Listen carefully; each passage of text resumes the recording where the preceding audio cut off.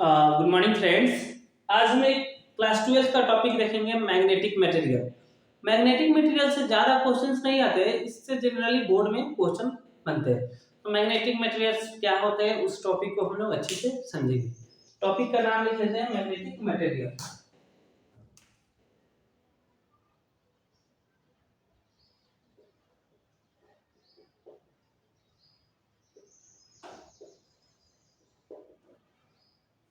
हम जनरली इस टॉपिक को महाराष्ट्र स्टेट बोर्ड क्लास 12 को मद्देनजर मतलब कंसीडर करके चलेंगे, उस हिसाब से हम इस टॉपिक को पढ़ेंगे। तो महाराष्ट्र स्टेट बोर्ड में इस टॉपिक से इस चैप्टर से पहला टॉपिक निकल के आता है टॉर्क। अगर मान लीजिए कोई बार मैग्नेट है तो उस बार मैग्नेट में टॉर्क कितना लगता है,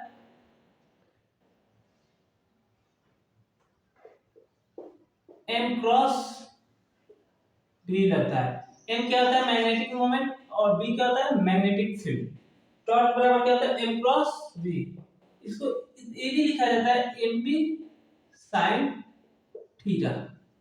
ओके, कोई बार मैग्नेट मैग्नेटिक फील्ड में रखा गया हुआ है तो उस पे टॉर्क कितना लगता है, एम क्रॉस बी। अगर मान लीजिए मैग्नेटिक फील्ड है,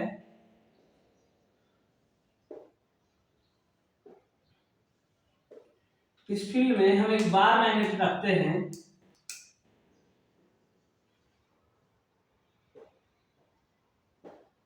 इस पे इधर टॉर्क लगेगा इधर, और इस डायरेक्शन में भी इस पे टॉर्क लगेगा। तो इस पे टॉर्क कितना लगेगा, टॉर्क बराबर लगेगा एम बी साइन थीटा या एम क्रॉस बी। चलिए यहां तक समझिए टॉर्क क्या होता है, फोर्स इनटू परपेंडिकुलर डिस्टेंस। आगे देखते हैं। यही एक चीज आता है, आपसे पूछा जाएगा derive the expression for potential energy, magnetic potential energy for a bar magnet placed in a uniform magnetic field. मैं क्वेश्चन लिखता हूं, आप इसको सॉल्यूशन के साथ हम लोग देखेंगे।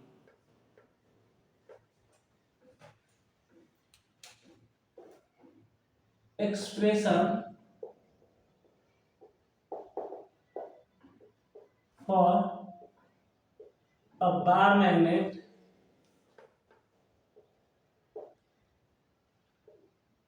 expression of a magnetic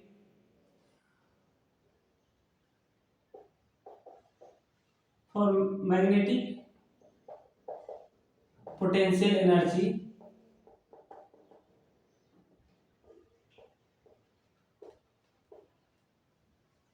of a bar magnet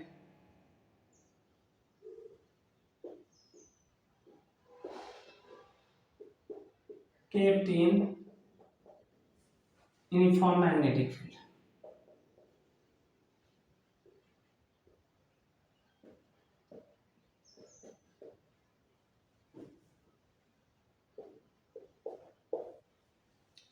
expression निकालेंगे मैग्नेटिक पोटेंशियल एनर्जी का एक बार मैग्नेट के लिए जो एक यूनिफॉर्म मैग्नेटिक फील्ड में रखा गया होगा। देख लीजिए, हम बनाते हैं एक यूनिफॉर्म मैग्नेटिक फील्ड। मान लीजिए अपना यूनिफॉर्म मैग्नेटिक फील्ड है,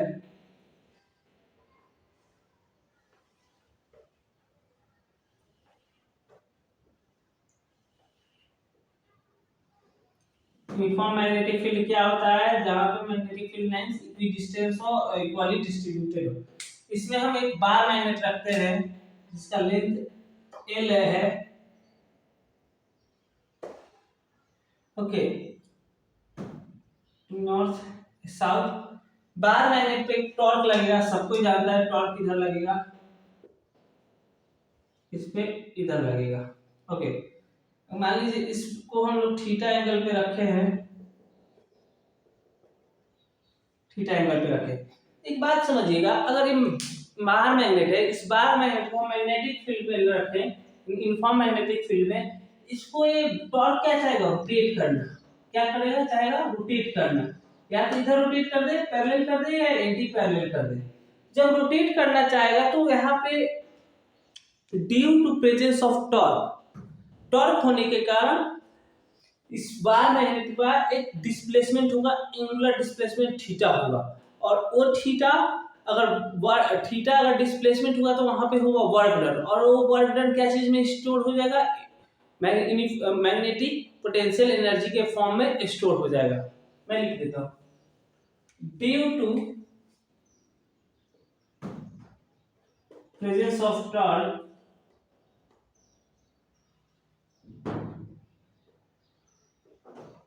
on bar magnet,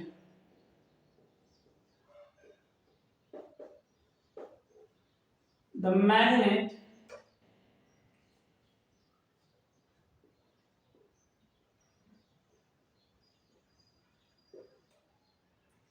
rotate theta. So displacement, so angular displacement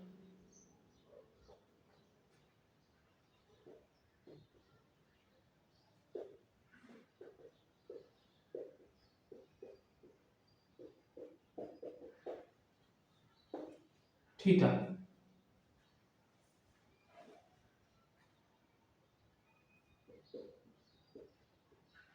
Hence work is done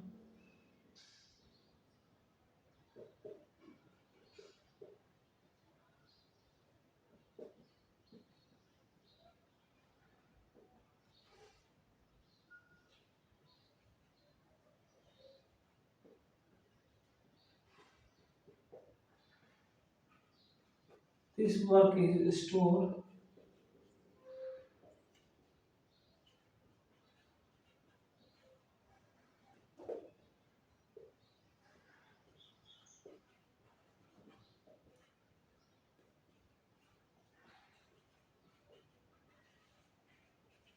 magnetic potential energy.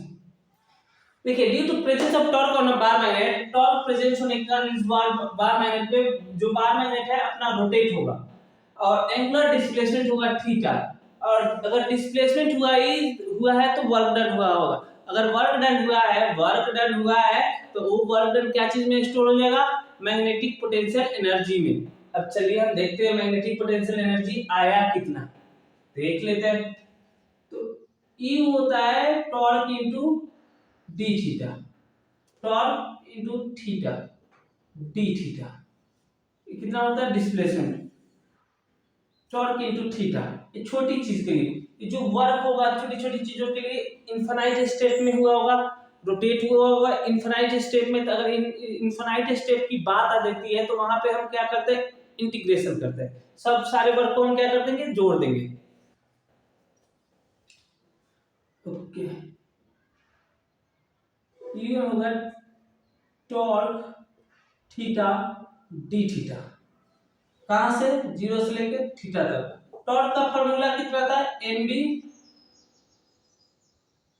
Sign theta D theta, integrate किए, M B sine theta, M B constant है तो बाहर आ जाएगा, अंदर में बचा sine theta, zero से कहां तक, थीटा तक, sign theta D theta, sign theta D theta का इंटीग्रेशन कितना हो जाएगा, cos थीटा माइनस का cos थीटा, तो यहां पे आएगा एम बी cos थीटा। ये क्या हो गया, potential energy, magnetic potential energy का एक फॉर्मूला आ गया। चलिए इसमें कुछ केसेस बनाएंगे, यहां तक आप नोट डाउन कीजिए, जल्दी से पॉज करके नोट डाउन कर लीजिए, हम आगे इन सारे चीजों को एक केसेस बनाएंगे और देखेंगे, कुछ एंगल पे सर्टेन एंगल पे देखेंगे वर्क डन कितना हुआ, पोटेंशियल एनर्जी पॉजिटिव नेगेटिव और जीरो कब आ रहा है।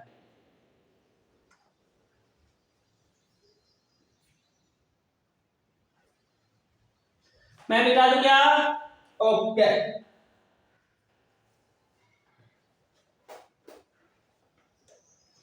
केसेस बना के स्टडी करेंगे। पहला केस लेते हैं, case 1,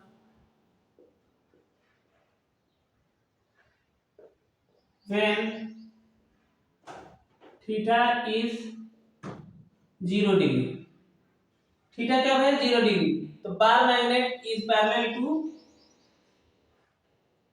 bar magnet is parallel to magnetic field.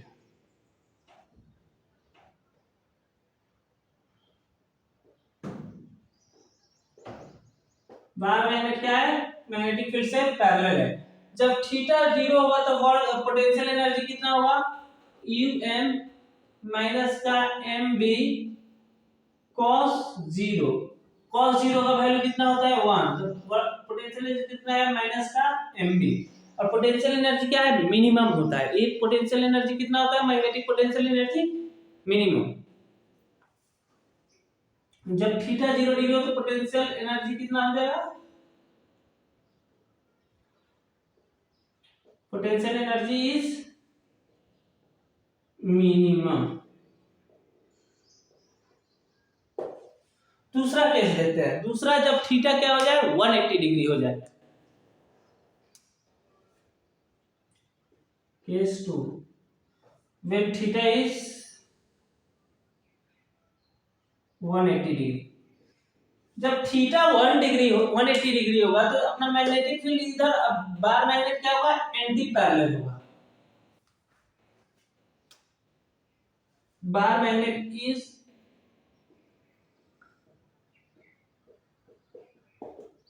Anti parallel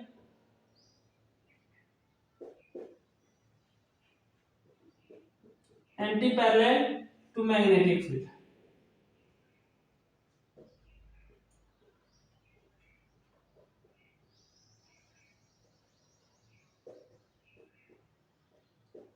magnetic field से क्या होगा, एंटी पैरेलल होगा। तो वो पोटेंशियल एनर्जी कितना होगा, E बराबर माइनस का mb cos 180। तो cos 180 का वैल्यू कितना आता है -1, तो माइनस माइनस प्लस mb, यानी कि मैक्सिमम मैग्नेटिक पोटेंशियल एनर्जी कितना होगा, मैक्सिमम। नोट डाउन कीजिए, यहां तक आप अच्छे से नोट डाउन कीजिए। आगे हम देखते हैं तीसरा केस।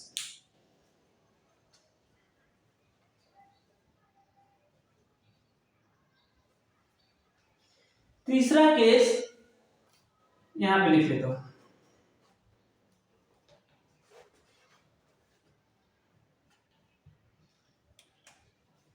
केस 3, when theta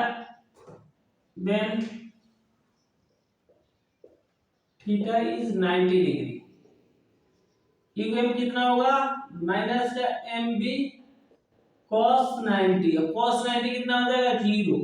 तो पोटेंशियल एनर्जी कितना, यू कितना 0। ओके, मतलब bar magnet is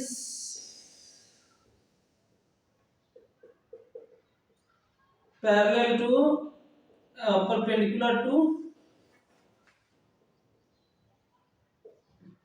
perpendicular to magnetic field।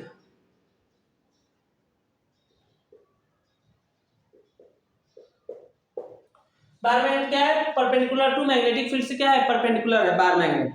अब ये बातें हो गई, ये सारे नोट डाउन कर लीजिए। मैं थोड़ा सा दिखा देता हूं। देखिए, अगर पैरेलल है मैग्नेटिक फील्ड, बार मैग्नेटिक फील्ड से पैरेलल है तो वर्क डन क्या होगा, बहुत मिनिमम होगा।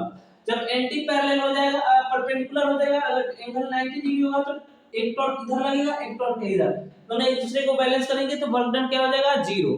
ना रोटेट ही नहीं हो पाएगा, दोनों टॉर्क एक दूसरे को बैलेंस कर देंगे। और तीसरे केस में क्या हो गया, हम जब एंगल 180 डिग्री यहां से यहां करने में, यानी कि हमें वर्क डन क्या करना पड़ा, मैक्सिमम। तो पोटेंशियल एनर्जी क्या हो जाएगा, मैक्सिमम। चलिए मैं मिटाता हूं, अगला देखता हूं।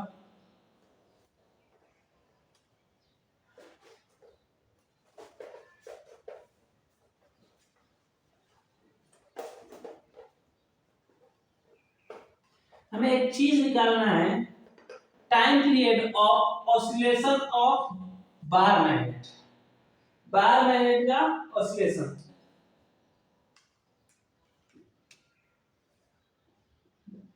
Time period for angular oscillation ऐसा राइटिंग का इशू है मेरा। Oscillation, angular oscillation of bar magnet. Bar magnet का एंगुलर ऑसिलेशन उसका है, उसका हम लोग को टाइम पीरियड पता करना है। मान लीजिए मैग्नेटिक फील्ड में अपना मैग्नेट का जो एंगुलर ऑसिलेशन होगा, इसका हमें ये जो एंगुलर ऑसिलेशन होना है टाइम पीरियड पता करना है। यूनिफॉर्म मैग्नेटिक फील्ड है, बार मैग्नेट का जो एंगुलर ऑसिलेशन हो रहा है उसे हमें क्या निकालना है, टाइम पीरियड, यानी कि 1 सेकंड में कितना बार ऑसिलेट कर रहा है। देखते हैं, हम सब जानते हैं टॉर्क बराबर होता है I T square theta by D T square. ये D square theta by D T square होता है एंगुलर एक्सीलरेशन।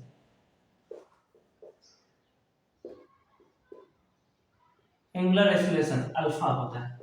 ओके, आई क्या होता है, मोमेंट ऑफ इनर्शिया होता है। ये टाउ क्या है, टॉर्क। ये तो इक्वेशन 1 हुआ। हम एक और चीज जानते हैं, टॉर्क बराबर एम बी साइन थीटा भी होता है।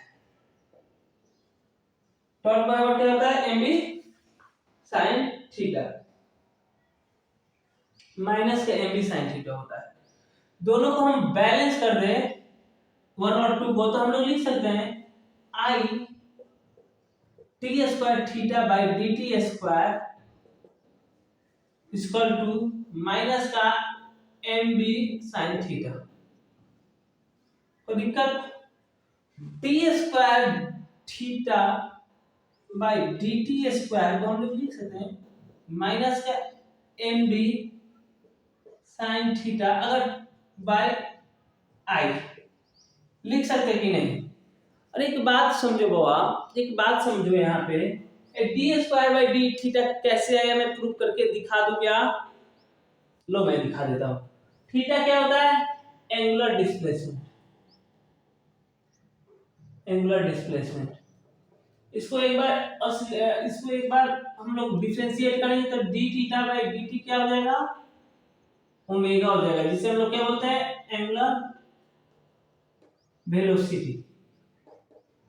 इसको एक बार और डिफरेंशिएट कर देंगे, D square D T square equal to क्या हो जाएगा, अल्फा हो जाएगा, जिसे हम लोग क्या बोलते हैं, एंगुलर एक्सीलरेशन। ओके, अब देखो बाबा, अगर जो अपना एंगल है साइन थीटा, थीटा जो है वेरी वेरी स्मॉल हो, तो साइन थीटा क्या हो जाएगा, थीटा हो जाएगा।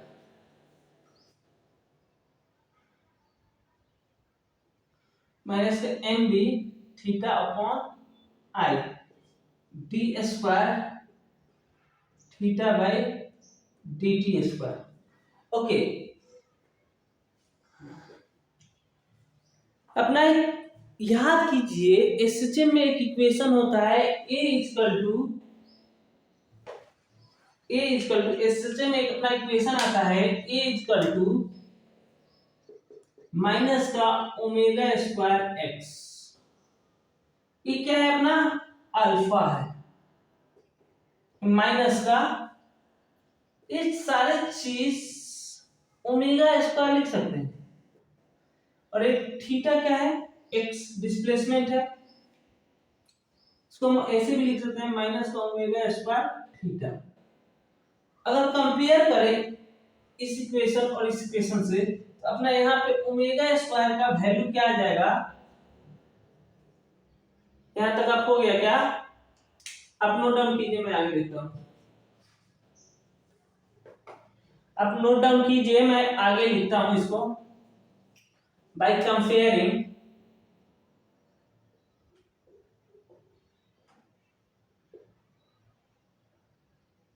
Omega square equal to M B by I आ गया। ओमेगा बराबर यहां से क्या लिख सकते हैं, M B by I under root में। कोई दिक्कत, सब कोई जानता है, मैं ये बता देता हूं। हमें क्या निकालना है, टाइम पीरियड। ओमेगा बराबर होता है, हम सब जानते हैं, ओमेगा बराबर होता है 2 pi upon T, as we know that omega बराबर 2 पाई बाई टी, तो टी बराबर 2 पाई अपॉन ओमेगा हो सकता है, तो 2 पाई ओमेगा का वैल्यू कितना आया है under root M B by I, तो हम लोग लिख सकते हैं 2 pi M B upon I लिख सकते हैं, ओमेगा बराबर लिख सकते हैं एम बी आई ऊपर चला जाएगा और ये सारी चीज कैसे में अंडर रूट में। तो टाइम पीरियड का फार्मूला क्या आया 2 pi I by M B under root में। आई क्या है मोमेंट ऑफ इनर्शिया है, एम क्या है मैग्नेटिक डाइपोल है, और बी क्या है मैग्नेटिक फील्ड है। इस टॉपिक को यहीं पे कंटिन्यू यहीं पे रखते हैं, आगे हम देखेंगे पैरामैग्नेटिक नहीं मैग्नेटाइजेशन इंटेंसिटी और मैग्नेटिक फील्ड इंटेंसिटी और ससेप्टिबिलिटी क्या होता है, और डाईमैग्नेटिक पैरामैग्नेटिक फेरोमैग्नेटिक सब्सटेंसेस क्या होते हैं, उनमें जीटा कैसा होता है, ये सब हम अगले क्लासेस में नेक्स्ट क्लासेस में डील करेंगे। Thanks for watching this.